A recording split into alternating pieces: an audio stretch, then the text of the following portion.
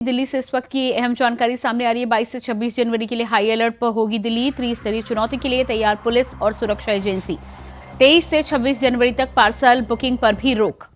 23 से 26 जनवरी तक parcel booking पर होगी रोक। 22 से 26 जनवरी तक हाई अलर्ट पर रहेगी दिल्ली। तो 26 जनवरी से लेकर विशेष कार्यक्रमों को देखते हुए, रिपब्लिक डे को देखते हुए सुरक्षा व्यवस्था को बढ़ाया गया है। त्रिस्तरीय चुनौती के लिए तैयार पुलिस और सुरक्षा एजेंसियां। लगातार 26 जनवरी की तैयारियों से पहले 23 से 26 जनवरी तक हाई अलर्ट पर रहेगी दिल्ली। साथ ही साथ पार्सल बुकिंग पर भी रोक। दिल्ली से इस वक्त की अहम जानकारी। 26 जनवरी से पहले हाई अलर्ट पर दिल्ली। आने जाने वाले तमाम वाहनों के साथ ही साथ त्रिस्तरीय सुरक्षा घेरे के बीच में दिल्ली में पुलिस और सुरक्षा एजेंसी पूरी तरह से सक्रिय रहेंगी। छानबीन की जाएगी। साथ ही साथ पार्सल बुकिंग पर भी रोक लगा दी गई है। सुरक्षा के मद्देनजर पार्सल बुकिंग पर रोक लगाई गई है 23 से 26 जनवरी तक, 3 दिनों के लिए।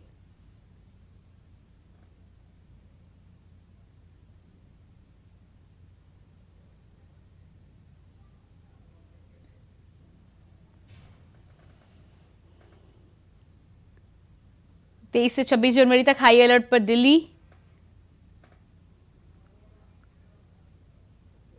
आने जाने वाले वाहनों की सुरक्षा के साथ ही साथ त्रिस्तरीय सुरक्षा घेरे के बीच दिल्ली। पुलिस और सुरक्षा एजेंसियां चाक चौबंद। सुरक्षा व्यवस्था के मद्देनजर पूरी तरह से हाई अलर्ट पर दिल्ली।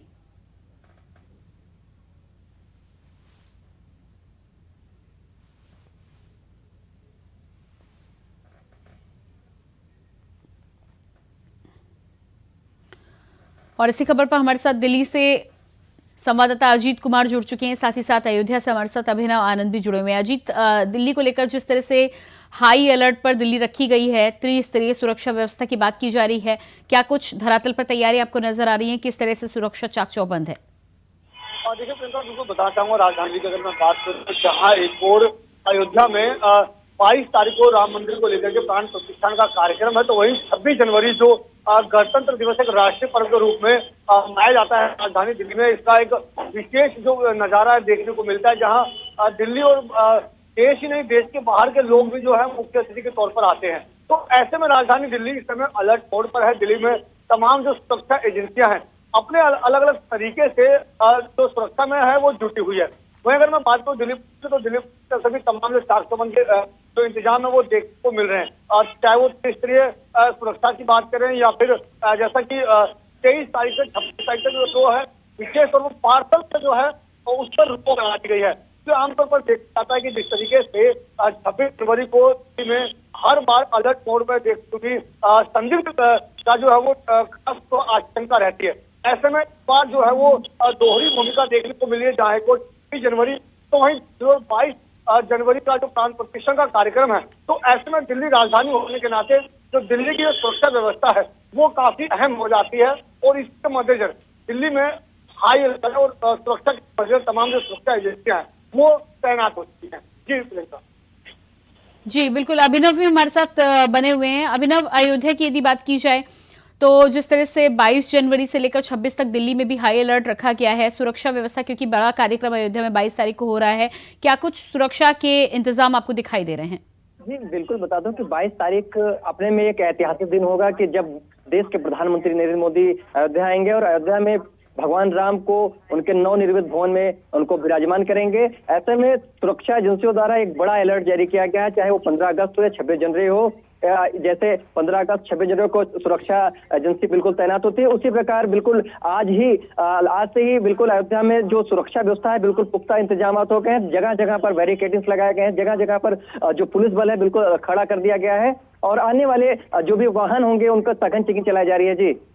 जी बिल्कुल अजीत, जिस तरह से लगातार अयोध्या में भी अभिनव का कहना है कि सुरक्षा व्यवस्था को चाक चौबंद कर दिया गया और तैयारियां अभी से शुरू हो चुकी हैं। दिल्ली की यदि हम बात करें तो 22 से 26 जनवरी के बीच में पार्सल बुकिंग पर भी रोक लगाई गई है, और कौन कौन सी ऐसी सुविधाएं जिन पर रोक लगाई गई है सुरक्षा के को देखते हुए?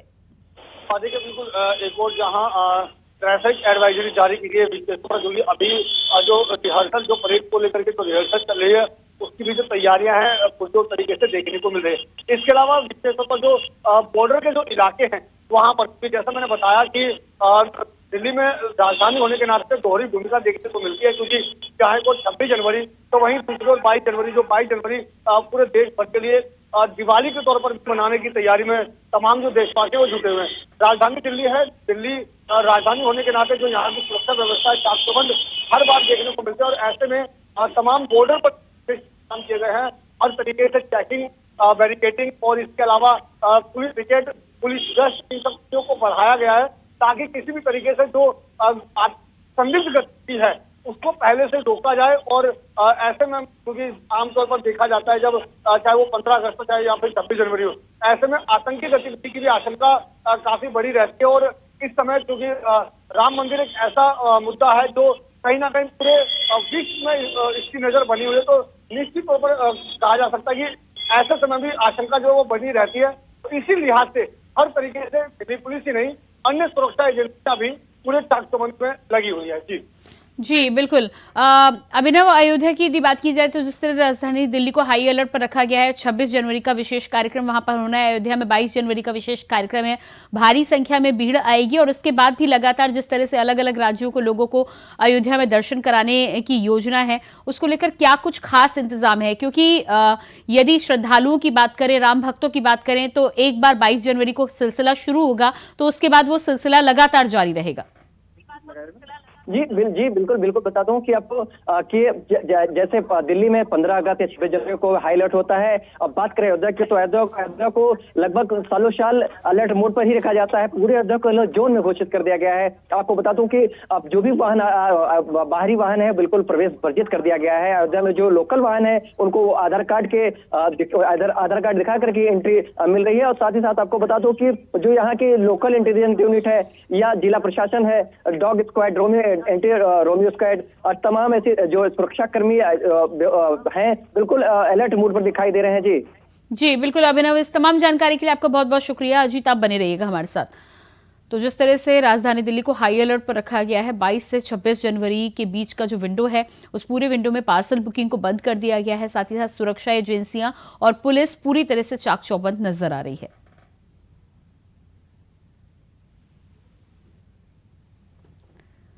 तो तस्वीरें आप देख पा रहे हैं जिस तरह से राजधानी दिल्ली 26 जनवरी से पहले भी हाई अलर्ट मोड पर रखा गया है। साथ ही साथ अयोध्या में भी जिस तरह से विशेष और बड़ा कार्यक्रम होगा, सुरक्षा के मद्देनजर दिल्ली को पूरी तरह से त्रिस्तरीय सुरक्षा के बीच घेराबंदी में रखा गया है। पुलिस और सुरक्षा एजेंसियां पूरी तरह से अलर्ट मोड पर हैं, हाई अलर्ट पर इन दिनों दिल्ली में है। और साथ ही साथ आपको बता दें कि 23 जनवरी से लेकर 26 जनवरी के बीच पार्सल बुकिंग को सुरक्षा की स्थिति को देखते हुए उस पर रोक लगा दी गई है। अयोध्या में 22 जनवरी को प्राण प्रतिष्ठा का ऐतिहासिक और भव्य कार्यक्रम होने वाला है, जिसके चलते जिला प्रशासन बिल्कुल चुस्त दुरुस्त दिखाई पड़ रही है। साफ तौर से आप कैमरे में आप बिल्कुल देख पा रहे होंगे कि किस तरह से जो यहाँ पे सुरक्षा कर्मी लगाए गए हैं अब बिल्कुल सचेत दिखाई पड़ रहे हैं। साथ ही साथ आप देख पा रहे होंगे बिल्कुल जो भी गाड़ी अंदर जा रही है बिल्कुल उनकी बाकायदा चेकिंग हो रही है, तो उनको अंदर जाने दे रहा है। आपको बता दूँ कि अब 22 जनवरी को लेकर जो भी एक सुरक्षा एजेंसी ने एक अलर्ट घोषित किया है कि चाहे जो एक बड़ा आतंकी संगठन है वो अयोध्या में प्राण प्रतिष्ठा को लेके जिन उनमें आने वाले राजनेताओं हों या फिर बॉलीवुड की कोई भी बड़ी हस्तियां हों, उनके लिए एक बड़ा खतरा बन सकती हैं। इसके चलते पूरे अयोध्या को येलो जोन में बिल्कुल घोषित कर दिया गया है। पूरे अयोध्या के जो भी एंट्री पॉइंट्स है वहाँ पर जगह पर पुलिस जो कि सुरक्षा कर्मी बिल्कुल खड़े कर दिए गए हैं। और अयोध्या में जो भी बड़ी गाड़ियाँ अंदर प्रवेश की जा रही हैं उनको कहीं ना कहीं रोका जा रहा है। और जो कि यहाँ के जो अयोध्या के लोकल निवासी हैं उनको बाकायदा उनका जो आधार कार्ड है उनको देखकर ही उनको अयोध्या जाने दिया जा रहा है, अयोध्या के अंदर जाने दिया जा रहा है। इंडिया वॉइस के लिए अयोध्या से अभिनव सिंह। और इसके बाद बात करेंगे अगली खबर की। प्राण प्रतिष्ठा में कांग्रेस के ना जाने पर बीजेपी का पलटवार, बहिष्कार करना कांग्रेस की आदत बन गई है। बीजेपी की तरफ से यह बयान आया है, बहिष्कार करना कांग्रेस की आदत। कांग्रेस ने किया कारगिल विजय दिवस का भी विरोध। भारतीय जनता पार्टी का कहना है कि कांग्रेस ने कारगिल विजय दिवस का भी विरोध किया था। राष्ट्रपति के अभिभाषण का बहिष्कार, जनता उनका बहिष्कार करने जा रही है। कांग्रेस ने राम को काल्पनिक कहा। तो बीजेपी के प्रवक्ता सुधांशु त्रिवेदी की तरफ से ये बयान आया है। कांग्रेस ने कारगिल विजय दिवस का भी विरोध किया था। इससे पहले राष्ट्रपति के अभिभाषण का बहिष्कार किया था। भगवान राम को काल्पनिक कहा। महात्मा गांधी का दर्शन था रामराज्य। ये गांधी नहीं, नेहरू की कांग्रेस है। तो साफ तौर पर कांग्रेस पर निशाना साधते नजर आए हैं। भारतीय जनता पार्टी के प्रवक्ता और कांग्रेस को कटघरे में खड़ा किया है। साथ ही साथ उनका कहना है कि जिस तरह से कांग्रेस बहिष्कार पर बहिष्कार कर रही है, आने वाले समय में जनता उनका बहिष्कार करेगी।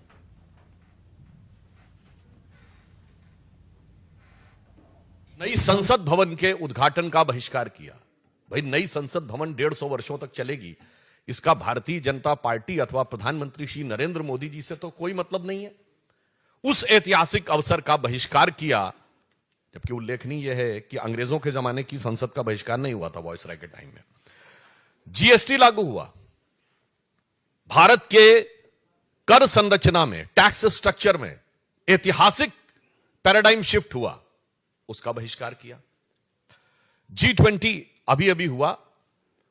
पहली बार ऐसा हुआ कि 20 राष्ट्राध्यक्ष और वो दुनिया के सबसे शक्तिशाली 20 देशों के राष्ट्राध्यक्ष भारत में आए।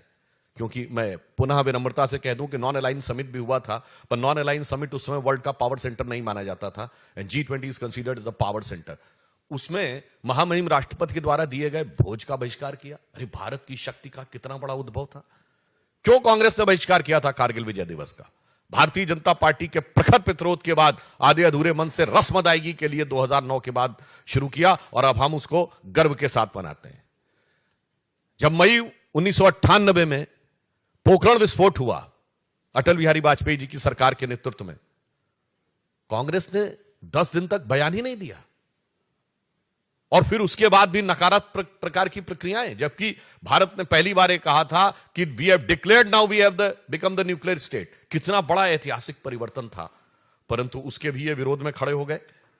और तो और, पूर्व राष्ट्रपति प्रणब मुखर्जी जी जो आप ही की पार्टी के थे, उनके भारत रत्न समारोह का बहिष्कार कर दिया।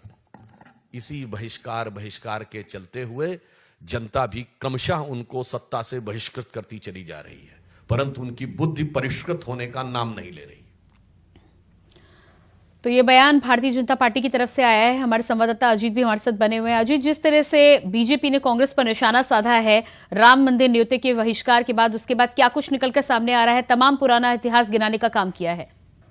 देखिए प्रियंका, जिस तरीके से कांग्रेस में को जो राम मंदिर के जो प्राण प्रतिष्ठान को लेकर के जब निमंत्रण भेजा गया था, तो कल यानी बीते बुधवार को जिस तरीके से कांग्रेस ने इस पर अपनी प्रतिक्रिया दी, कांग्रेस ने साफ तौर पर कहा कि ये आधा अधूरा उद्घाटन है और इसीलिए हम इस कार्यक्रम में नहीं सम्मिलित होंगे।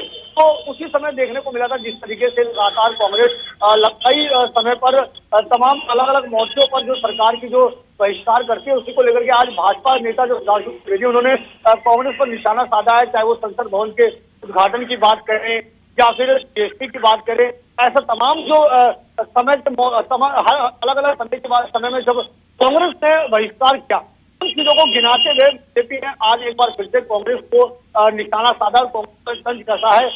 विशेष साफ तौर पर कहा जा सकता है कि तरीके से भाजपा बार बार राम मंदिर हो या फिर ऐसा मुद्दा हो, इसको लेकर कांग्रेस को निशाना साधते, तो यहाँ पे साफ देखने को मिला कि एक बार से इसी मुद्दे पर कांग्रेस को निशाना साधा। जी बिल्कुल अजीत, इस तमाम जानकारी के लिए आपका बहुत बहुत शुक्रिया। रामलला की प्राण प्रतिष्ठा में हवन के लिए 450 किलो देशी घी पहुंचा है। हनुमान किला के महंत परशुराम दास जी के आह्वान पर हरियाणा के कौसली विधानसभा से ये देशी घी पहुंचाया गया है। अयोध्या हो या अयोध्या के से जुड़ी 22 तारीख को जो प्राण प्रतिष्ठा का जो कार्यक्रम होना है, उसकी तमाम जानकारी आपको इंडिया वॉइस लगातार अपडेट कराता रहा है। इसी कड़ी में हम इस समय मौजूद हूँ हनुमान किला बाईपास पर, जहाँ पर आप बिल्कुल साफ तौर कैमरे में बिल्कुल आप देख पा रहे होंगे कि हरियाणा से लगभग 440 केजी देशी घी आया हुआ है। उस खास बात रही होगी कि आप बिल्कुल तस्वीरों में भी आप इस लोगों आप बिल्कुल नीचे देख पा रहे होंगे कि श्री राम मंदिर के भव्य उद्घाटन के पावन अवसर पर हवन यज्ञ में अपनी आहुति डालने को 1 चम्मच घी का दान करें। साथ ही साथ आपको बता दूं कि ये जो घी आया हो कि हरियाणा के विधानसभा से बात करेंगे कि प्रत्येक घर से लगभग 1-1 चम्मच घी लोगों ने दान किया है। जो भगवान राम के प्राण प्रतिष्ठा में जो हवन होगी उसमें ये इस घी का भी उपयोग किया जाएगा। हमारे साथ हरियाणा से ही चलकर लोग आए हैं, इनसे ही बात करेंगे। क्या नाम है सर आपका? डीके यादव। कोसली विधानसभा हरियाणा रेवा डिस्ट्रिक्ट। मेरी एक इच्छा थी 500 साल के बाद के अंदर श्री रामचंद्र जी का अयोध्या की नगरी के अंदर एक भव्य राम मंदिर बन रहा है, तो क्यों नहीं मैं भी अपनी कोसली विधानसभा के हर घर से 1 चम्मच माता और बहनों के सहयोग से इकट्ठा करूं। और मेरी माताओं बहनों ने 1 चम्मच घी इकट्ठा करके और पूरी कोसली विधानसभा ने 4.5 क्विंटल जो घी अयोध्या के अंदर जो भेजने का काम किया है। तो मैं आपके माध्यम से कोसली विधानसभा की सभी देवतुल्य जनता को मैं धन्यवाद करता हूं। और हमारे जो महाराज जी हैं परशुराम दास महाराज जी, मैंने इनसे संपर्क किया। महाराज जी ने यहाँ मेरी सभी साथियों का, पूरी टीम का स्वागत करने का काम किया, राम भक्तों का स्वागत करने का काम किया। मैं महाराज जी का दिल की गहराइयों से धन्यवाद करता हूँ। भगवान जब वनवास गए थे, वनवास से जब 14 वर्ष का जब वनवास खत्म हुआ तो जब वो आए थे तो अयोध्या वासियों ने दीप जलाए थे। अब 500 वर्षों की जो तपस्या रही है पूर्ण हो रही है, इस पर क्या आप दीप जलाएंगे और हरियाणा वासियों को, अपने जो विधानसभा के लोगों को क्या संदेश देंगे कि दीप जलाएं? दिवाली के अंदर जो त्यौहार हिंदू जो मनाते हैं बड़े उत्साह और चाव से मनाते हैं, ऐसे ही 22 जनवरी को पूरा हिंदुस्तान और मेरी कोसली विधानसभा हर मंदिर के अंदर, हर मंदिर सजेंगे, दीपक जलेंगे और हर घर के अंदर दीपक जलाने का हमारी माता और बहनें काम करेंगी। देखिए, पूरे देश में लोगों के अंदर एक उत्सुकता है, एक उमंग है। आज उमंग ही 1-1 चम्मच घी लाई है अयोध्या। इससे पहले भी लोग हिंदू थे, लेकिन क्यों नहीं, लेकिन जो उमंग, जो उत्साह आज लोगों के अंदर जो जगी हुई है, जो कुछ चंद लोगों के चक्कर में राम जी ने कोर्ट के चक्कर लगाया, उससे मुक्त होने के बाद आज जो है हमारे देश के अंदर जो खुशी है, जो हिंदू के अंदर सनातन जो प्रेमी हैं उनके अंदर जो भाव जगी है, वो आज 1-1 चम्मच घी दर्शा रही है कि कैसली विधानसभा के DK यादव जी के माध्यम से जो एक घर से 1-1 चम्मच घी इकट्ठा करना, ये अपने आप में बड़ी बात है, बड़ी चुनौती है। जो 450 किलो घी यहाँ अयोध्या लेके आए हैं रामलला के समर्पित करने के लिए, तो इसमें जो है सभी देशवासी इस पे दीप जलाएंगे। जिनको अयोध्या आना है वो अयोध्या भी आएंगे, नहीं हर घर में, हर मठ मंदिर में, हर देवता देवी को अपने अपने जगह पे रह के सभी लोग दीप जलाएं और खुशी मनाएं, खूब मिठाई लड्डू बांटें। यही हमारी देशवासियों से अपील है। जय श्री राम।